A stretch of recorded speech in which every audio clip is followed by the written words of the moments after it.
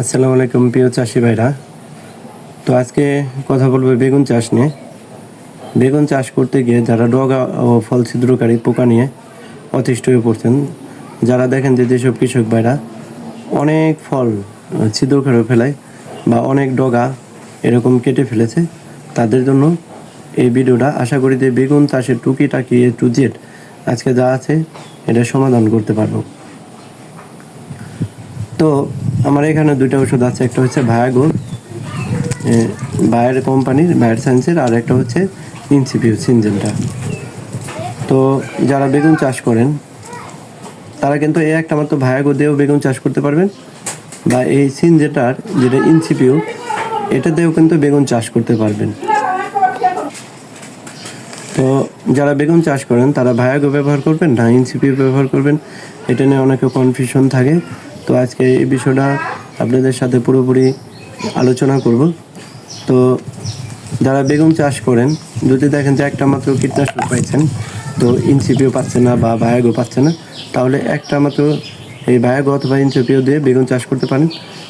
কিন্তু আমি বলবো যে যারা ভালো চাষি তারা কিন্তু একটু টেকনিক অবলম্বন করে। আমি যেটা করি তো সেটা হচ্ছে যে এই সপ্তাহে বা 10 দিন পর পর ভায়াগো দিলে, আমি যদি আজকে ভায়াগো দিই 10 দিন অথবা 7 দিন পরে ইনসিপিও দেবো, আবার ইনসিপিওর 10 অথবা 7 দিন পর পর এই ভায়াগো দেব। তো আপনারা আরেকটা কাজ করতে পারেন যে লুমেকটিন হেকেম কোম্পানির, এটা উপাদান থাকে অ্যামামেকটিন বেনজোয়েট এবং লুফেনিউরন, এবং এইটাও আপনি মাঝখানে একটা ডোজ হিসেবে ব্যবহার করতে পারবেন, অথবা ভায়াগো অথবা ইনসিপিওর সাথে মিশাই দিতে পারেন। তো দেখা যায় অনেক সময় হাই টেম্পারেচারের কারণে তো এগুলো 10 থেকে 12 দিন কাজ করে। যদি দেখেন যে না 10-12 দিন পর ইউজ করার পর যে আমার ডগা ছিদ্রকারী পোকা পুরোপুরি নির্মূল হচ্ছে না, কিছু ডগা ছিদ্রকারী পোকা থেকেই যায় বা ফল ছিদ্রকারী পোকা, তাহলে আপনি এটা 1 সপ্তাহ পর পর ব্যবহার করবেন। তো 1 সপ্তাহ পর ব্যবহার করলে দেখবেন যে এই ডগা এবং ফল ছিদ্রকারী বেগুন আর হচ্ছে না। ডগা এবং ফল ছিদ্রকারী কন্ট্রোল আসার পর দেখবেন যে বেগুন গাছে হয়তো কিছু সাদামাছি থাকতে পারে। যদি সাদামাছি কন্ট্রোলে থাকে তাহলে নতুন করে অন্য কোনো কীটনাশক ব্যবহার করতে হবে না।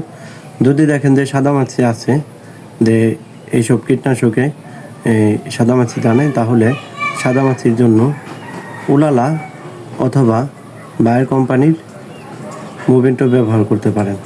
উলালা এবং মুভেন্টো সাদামাছির জন্য সবথেকে কার্যকরী ওষুধ। কারণ যদি আবার পুনরায় আসি যে এই ভায়াগো, প্রথমে ভায়াগো ব্যবহার করলেন, তারপর আপনি ইনসিপিও ব্যবহার করলেন। তো ভায়াগো 0.6 মিলি 16 লিটার পানিতে 10 মিলি, ইনসিপিও তাই 16 লিটার পানিতে 10 মিলি ব্যবহার করবেন।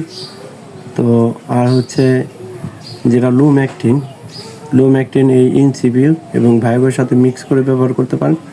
না হয় এটা ব্যবহারের 3 দিন পর লুমেকটিন ব্যবহার করতে পারেন। আপনার যদি মনে হয় যে না আমি স্পেশাল ঝামেলা এড়ানোর জন্য আমি লুমেকটিন আলাদা ব্যবহার করব না, এগুলোর সাথে মিক্স করে করবেন, তাহলে মিক্স করে দেবেন। তো এভাবে করলে পরে তো আপনি ভালো থাকবে। তারপর সাদামাছি, এগুলো ব্যবহারের পরে সাদামাছি খুব একটা থাকার কথা না। তারপর যদি মনে হয় যে না সাদামাছি সমস্যা করতেছে, হোয়াইট ফ্লাই সমস্যা করতেছে, সেই ক্ষেত্রে উলালা অথবা মুভেন্টো ব্যবহার করবেন। আর বেডে যে সার দেন, তবে বেগুনের ক্ষেত্রে ডিএপি সার না দিয়ে ভালো, কারণ ডিএপি সারে তেমন একটা কার্যকারিতা থাকে না। টিএসপি এবং পটাশের সাথে অন্যান্য সার মিক্স করে দেবেন গাছের চাহিদা অনুযায়ী। তবে এইসব কীটনাশকের সাথে আপনি ফ্লোরা দিতে পারেন। ফ্লোরা যেমন যে কোনো কীটনাশকের সাথে মিক্স করা যায়, তো ফ্লোরা দিলে রেজাল্ট ভালো হয়। বা যখন পিজিআর ব্যবহার করবেন, বিভিন্ন টাইমে ঘোরা ফেরা পিজিআর ব্যবহার করতে পারেন। একবার ফ্লোরা করলেন, একবার লিটোসিল করলেন, একবার পোটোজিম করলেন, একবার কমপ্লেসাল করলেন। এভাবে যদি ঘুরে ফিরে আপনি পিজিআর দেন, তাহলে খুবই ভালো কাজ করবে এবং বেগুনের সাইজ বড় হবে।